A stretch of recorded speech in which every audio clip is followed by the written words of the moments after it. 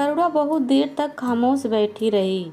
यह देखकर सुबोध ने कहा, मुझे माफ़ कर दो करुणा, मैं तुम्हारे पुराने जख्मों को कुरेदना नहीं चाहता था। मेरे से गलती हो गई। आगे हम दोनों केवल अच्छे दोस्त बनकर रहेंगे। बस मुझे एक बार माफ़ कर दो। करुणा ने कहा, नहीं सुबोध, ऐसी बात नहीं है। बस ज़िंदगी में इतने धोखे खाए हैं कि अब कोई इच्छा बाकी नहीं रह गई है। मैंने तो बस मरीजों को सेवा को ही अपना जीवन का मकसद बना लिया था, जिसके बदले में बस मुझे गुजारे लायक पैसे मिल जाए। लेकिन अचानक तुम्हारी बात सुनकर मैं कुछ सोच समझ नहीं पा रही हूँ। सुबोध ने करुणा का हाथ अपने हाथ में लेकर कहा, करुणा, मेरी ओर से कोई दबाव नहीं है। अगर तुम चाहो तो मैं इस बारे में कोई बात नहीं करूँगा। तुम भी भूल जाओ हमारे बीच कोई ऐसी बात हुई थी। करुणा ने सुबोध के हाथ को मजबूती से पकड़कर कहा, नहीं सुबोध, मुझे कुछ समय दो सोचने के लिए, उसके बाद ही मैं कोई फैसला कर पाऊंगी। पहले तो हर फैसले शोभा से पूछ कर लेती थी, लेकिन अब मुझे खुद ही सोचना समझना पड़ेगा। बस एक बात ध्यान रखना, मेरा जो फैसला हो उसका असर हमारी दोस्ती पर नहीं पड़नी चाहिए। सुबोध ने करुणा से कहा, मैं भी यही चाहता हूँ। चलो अब मैं चलता हूँ, परसों चलने के लिए तैयार रहना। तीसरे दिन दोनों दूसरे शहर पहुँच जाते हैं। करुणा का इंटरव्यू चल रहा था। सुबोध बाहर बैठकर उसका इंतजार कर रहा था। बहुत देर इंतजार करने के बाद भी करुणा नहीं आई तो सुबोध वहाँ से निकलकर पास ही में एक टी स्टॉल पर चाय पीने चला गया। उसके जाने के बाद करुणा बाहर आई तो देखा सुबोध वहाँ नहीं था। अनजान शहर में अपने आप को अकेला पाकर वह घबरा गई। वह गेट पर गई, वहाँ सिक्योरिटी गार्ड से पूछा तो उसने बताया, मैडम आपके साथ जो बैठे तो वह बाहर चले गए। यह सुनकर करुणा के हाथ पैर फूल गए। वह सोचने लगी, लगता है सुबोध को परसों की बात का बुरा लग गया। वह जवाब का इंतजार कर रहा होगा और मैंने कोई जवाब नहीं दिया। उसे लगा होगा कि मेरी नौकरी तो लगी जाएगी, इसीलिए वह मुझे छोड़कर चला गया। करुणा वहीं पास ही में सोफे पर बैठ गई। उसकी आंखें नम हो गई थी। वह इस पूरी दुनिया में खुद को अकेला महसूस करने लगी। काश उसने सुबोध के प्यार को कबूल कर लिया होता। एक सच्चा दोस्त भी उसने खो दिया। वह सर झुकाए यह सब बातें सोचकर पछता रही थी। तभी सुबोध उसके सामने आया। क्या हुआ, तुम्हारा इंटरव्यू हो गया? क्या कहा उन्होंने? नौकरी पक्की हो गई या नहीं? करुणा ने सिर उठाकर सुबोध को देखा। करुणा की आंखों से आंसू बह रहे थे। वे उठकर सुबोध के गले लग गई। कहाँ चले गए थे? पता है मैं कितना डर गई थी। फिर कभी मुझे छोड़कर मत जाना। करुणा ने कस के सुबोध को पकड़ लिया। सुबोध को कुछ समझ नहीं आ रहा था। हॉस्पिटल में आने जाने वाले दोनों को देख रहे थे। कुछ देर में करुणा को समझ आया कि उन्हें सब देख रहे हैं। वे सुबोध से अलग हो गई। सुबोध बोला, मैं तो यहीं बगल की दुकान पर चाय पीने गया था। यह सुनकर करुणा बोली, मुझे माफ कर दो, मैं समझी तुम परसों की बात का बुरा मान गए और मुझे यहाँ छोड़कर वापस चले गए। सुबोध यह सुनकर हंसने लगा। करुणा, मैंने कहा था हमारी दोस्ती पर कोई असर नहीं पड़ेगा। मैं तुम्हारा साथ कभी नहीं छोड़ूंगा। बिल्कुल चिंता मत करो। चलो अब बताओ क्या हुआ? करुणा ने कहा, नौकरी मिल गई, 1 हफ्ता बाद ज्वाइन करना है। सुबोध हंसते हुए बोला, मुझे तो पहले से पता था नौकरी तुम्हें मिलकर रहेगी। चलो अब कहीं खाना खाते हैं, तुम्हें भी भूख लग रही होगी। दोनों एक रेस्टोरेंट में पहुंच जाते हैं। ज़्यादा भीड़ नहीं थी। सुबोध ने खाना ऑर्डर किया। करुणा खाना खा रही थी। फिर उसने सुबोध से कहा, सुबोध, मैंने बहुत सोचा शादी के बारे में, लेकिन हर बार पहले से ज़्यादा उलझ जाती हूँ। सुबोध बोला, तुम उस बारे में ज़्यादा मत सोचो, वक्त अपने आप फैसला करने की हिम्मत देगा। फिलहाल नौकरी पर ध्यान दो। करुणा ने सुबोध का हाथ अपने हाथ में लेते हुए कहा, नहीं सुबोध, जब आज तुम्हें कुछ देर के लिए खो दिया तो मुझे मेरा जवाब मिल गया। मैं तुमसे शादी करने के लिए तैयार हूँ। यह सुनकर सुबोध बहुत खुश हुआ। दोनों ने खुशी खुशी खाना खाकर फिर दोनों बस पकड़ने के लिए बस स्टैंड पहुँच गए। बस में बैठे बैठे करुणा ने सुबोध से पूछा, सुबोध, तुम तो मेरी पिछली ज़िंदगी के बारे में सब कुछ जानते हो, लेकिन मैं तुम्हारे बारे में कुछ नहीं जानती। सुबोध ने करुणा का हाथ हाथ में लेते हुए कहा, करुणा, मेरी ज़िंदगी में बताने जैसा कुछ भी नहीं है। गांव में मेरे माता पिता थे जो कि अब जिंदा नहीं हैं। जब वे थे तो मैं गांव में ही एक दवाखाने में कंपाउंडर का काम करता था। उनके जाने के बाद मेरा मन गांव से हट गया, इसीलिए यहाँ चला आया। तब से यहाँ नौकरी कर रहा हूँ। मेरा कोई नहीं है, बस अब घर बसाने का मन है। करुणा बोली, मैं समझ सकती हूँ। अगर तुम्हारे माता पिता होते तो अभी तक तुम्हारा घर बस गया होता। माता पिता के जाने के बाद दुख मैं जानती हूँ। जब मेरे माता पिता चले गए तो मैं बहुत टूट गई थी। उस समय अगर शोभा नहीं होती तो न जाने मेरा क्या होता। दोनों ऐसे ही बातें करते करते घर पहुंच गए। करुणा को घर छोड़कर सुबुज अपने घर चला गया। करुणा बहुत थक गई थी, लेकिन उसे नींद नहीं आ रही थी। आज जिंदगी का सबसे बड़ा फैसला उसने लिया था। काश आज शोभा उसके साथ होती, लेकिन फिर उसने सोचा किसी का भी साथ हमेशा नहीं रहता। क्या पता यही सब किस्मत में लिखा हो। आगे की जिंदगी सुबुद के सहारे ही कटनी थी। सब कुछ किस्मत पर छोड़कर भविष्य के सपने देखते देखते कब करुणा की आंख लग गई उसे पता भी नहीं लगा। करुणा अगले दिन हॉस्पिटल के लिए तैयार हो रही थी। सुबुद का फोन आया। करुणा ने बालकनी के नीचे से देखा, सुबुद उसका इंतजार कर रहा था। करुणा जल्दी से नीचे आ गई। दोनों हॉस्पिटल के लिए जा रहे थे, लेकिन आज करुणा सुबुद के सामने थोड़ा शर्मा रही थी। दोनों हॉस्पिटल में जाकर अपने अपने काम में लग जाते हैं। शाम को दोनों एक रेस्टोरेंट में खाना खाने जाते हैं। वहां पहुंचकर सुबुद करुणा से बात करता है। करुणा, मैं 2 दिन के लिए बाहर जा रहा हूँ। करुणा उसे अचर से देखती है। कहाँ जा रहे हो? क्या बात है, सब ठीक तो है? सुबुद कहता है, हाँ सब ठीक है। मुझे एक जगह से नौकरी का ऑफर मिला है, मैं वहीं जा रहा हूँ। अगर बात बन गई तो 1 सप्ताह बाद मैं भी वहीं शिफ्ट हो जाऊँगा। यह सुनकर करुणा बहुत दुखी होती है। सच, मैं तो यही सोचकर परेशान थी कि मैं वहाँ अकेली कैसे रहूँगी। सुबुद बोला, मुझे तुम्हारी ज़्यादा चिंता थी, इसीलिए मैं वहाँ जा रहा हूँ। सुबुद 2 दिन के लिए चला जाता है। करुणा के लिए यह 2 दिन काटने मुश्किल हो जाते हैं। कहाँ वह जिंदगी से उम्मीद छोड़ चुकी थी, लेकिन अब वह सुबुद के साथ जिंदगी जीना चाहती है। 2 दिन के बाद सुबुद आ जाता है। दोनों हॉस्पिटल में मिलते हैं। सुबुद करुणा से बात करता है। करुणा, मुझे नौकरी मिल गई है। मैं चाहता हूँ इसी सप्ताह हम यहीं शादी कर लें। उसके बाद हम दोनों वहाँ जाकर रहें, पति पत्नी की तरह। करुणा कहती है, सुबुद इतनी जल्दी सब कैसे होगा, हमें कुछ समय लेना चाहिए। सुबुद ने मुस्कुराते हुए कहा, करुणा, अगर तुम्हें सोचने के लिए समय चाहिए तो बात अलग है, लेकिन अगर सब इंतजाम करने की बात है तो वे सब मुझ पर छोड़ दो। करुणा ने शर्माते हुए हाँ कर दी। तभी सुबुद ने खड़े होकर पूरे हॉस्पिटल स्टाफ के सामने कहा, दोस्तों, आपको यह जानकर हैरानी होगी कि मैं और करुणा शादी कर रहे हैं, इसलिए आज का लंच मेरी तरफ से रहेगा। साथ ही आपको हमारी मदद करनी होगी शादी के इंतजाम करने में। करुणा को यह उम्मीद नहीं थी। उसने अपना चेहरा अपने हाथों से ढक लिया। सभी ने आकर करुणा और सुबुद को बधाई दी। 2 दिन बाद शादी की तारीख पक्की की गई। बहुत ही साधारण तरीके से मंदिर में शादी करने वाले थे।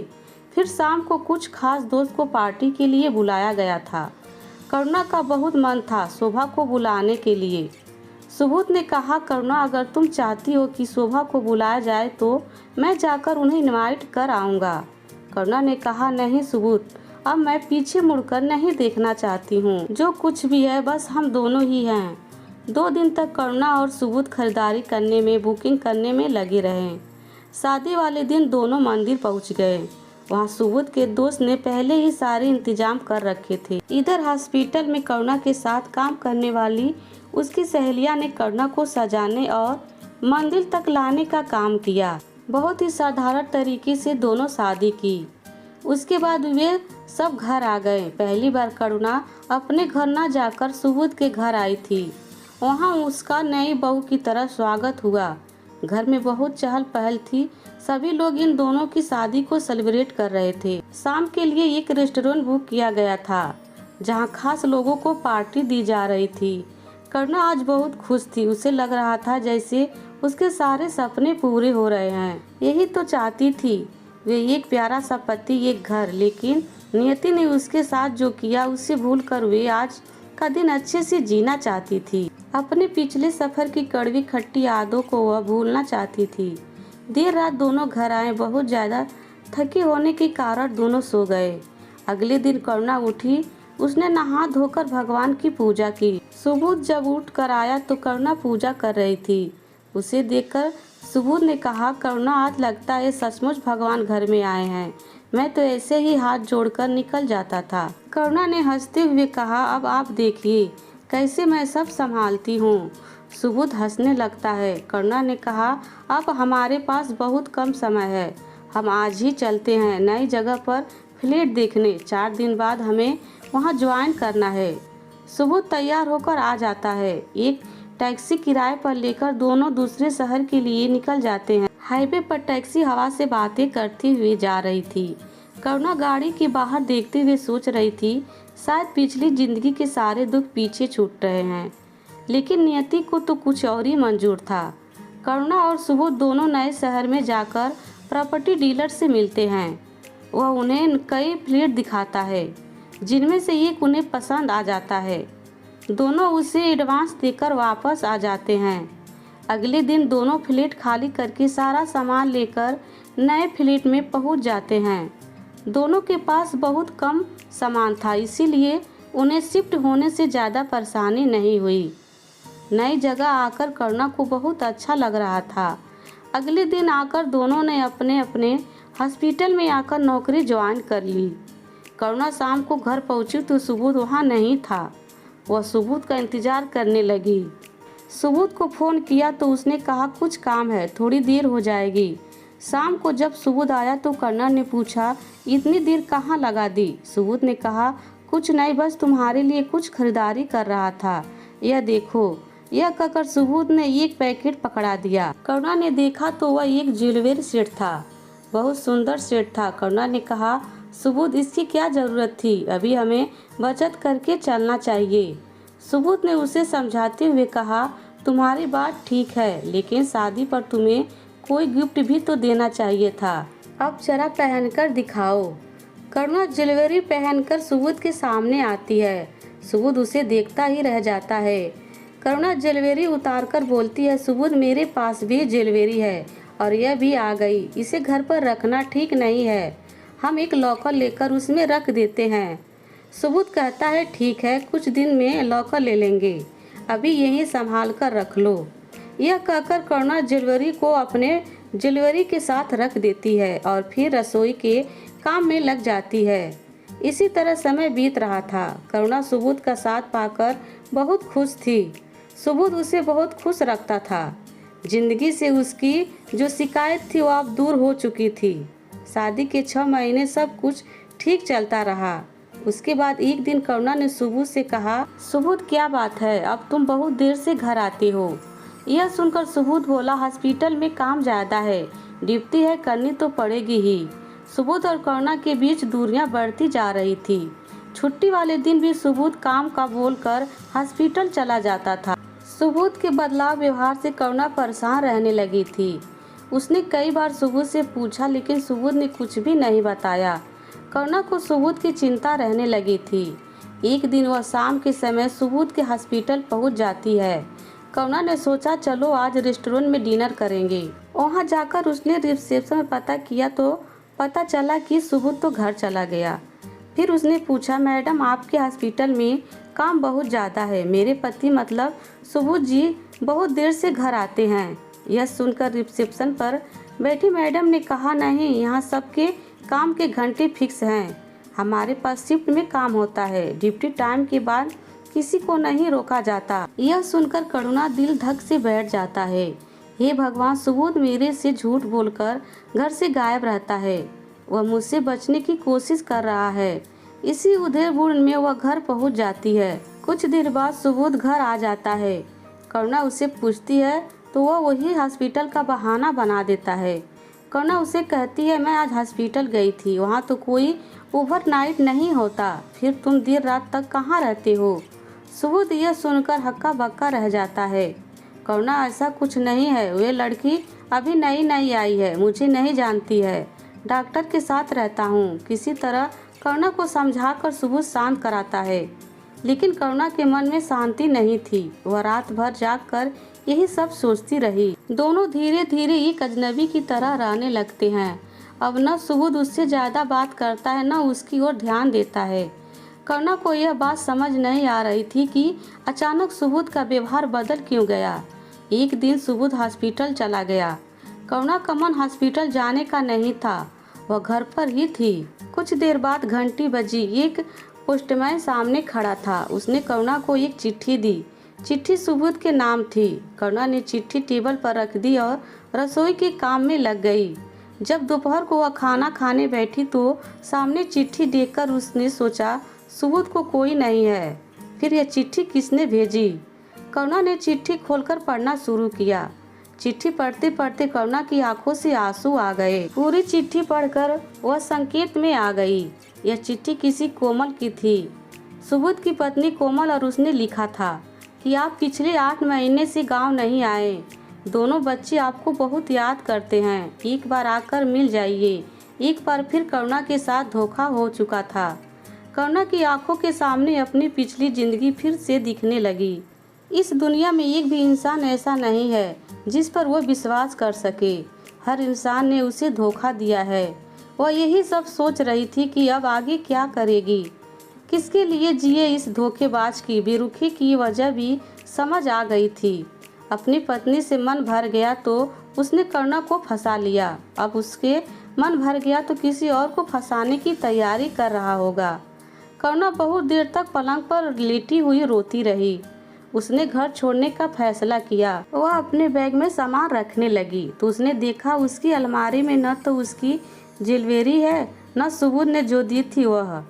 करुणा ने अपना पैसा भी सुबोध को दे दिया था। शादी की तैयारी के समय वह बचा हुआ पैसा भी अलमारी में नहीं था। करुणा समझ चुकी थी कि उसके मान सम्मान के साथ साथ उसकी ज्वेलरी, उसके पैसे को भी लूटा जा चुका है। बस किसी भी दिन सुबोध उसे छोड़कर भाग जाने वाला था, ऐसी जगह जिसके बारे में उसे कभी पता नहीं लग पाएगा। आज अगर यही चिट्ठी उसके हाथ नहीं लगती तो उसे कभी यह सच्चाई का पता नहीं लगता। करुणा ने वह चिट्ठी टेबल पर रख दी और सब कुछ छोड़कर घर से चल दी। इधर शोभा को करुणा के बारे में कुछ पता लग गया था कि उसने सुबोध से शादी कर ली है और यह शहर छोड़ दिया। शोभा के सवालों के जवाब तो उसे नहीं मिले थे, लेकिन वह खुश थी कि करुणा को एक जीवन साथी मिल गया। वह जहाँ भी रहे खुश रहे। शोभा सुबह अखबार पढ़ रही थी, तभी उसकी नज़र एक खबर पर पड़ी। फोटो देखकर शोभा डर गई। यह करुणा की फोटो थी। करुणा ने नदी में कूदकर जान दे दी थी। यह फोटो उसकी पहचान के लिए छापी गई थी। शोभा तुरंत गाड़ी लेकर वहां के पुलिस स्टेशन पहुंच गई। उसने करुणा के बारे में पता किया। पुलिस इंस्पेक्टर ने उसे तलाश की निशाकत करने के लिए चलने को कहा। शोभा ने वहां जाकर देखा, लाश करुणा की ही थी। वह करुणा से लिपट कर फूट फूट कर रोने लगी। पुलिस ने बताया कि करुणा के हाथ में पॉलिथीन बंधी थी, जिसमें एक खत था जो शोभा के नाम था। उसमें लिखा था, शोभा मुझे माफ़ कर दे, मैंने तेरा साथ छोड़ दिया। उसके बाद खत में करुणा ने सब कुछ लिख दिया जो आज तक उसके साथ हुआ था। खत की आखिरी लाइन में करुणा ने लिखा था, मैं बेसहारा थी और बेसहारा ही इस दुनिया से जा रही हूँ। तेरे एहसानों का कर्ज रह गया मुझ पर।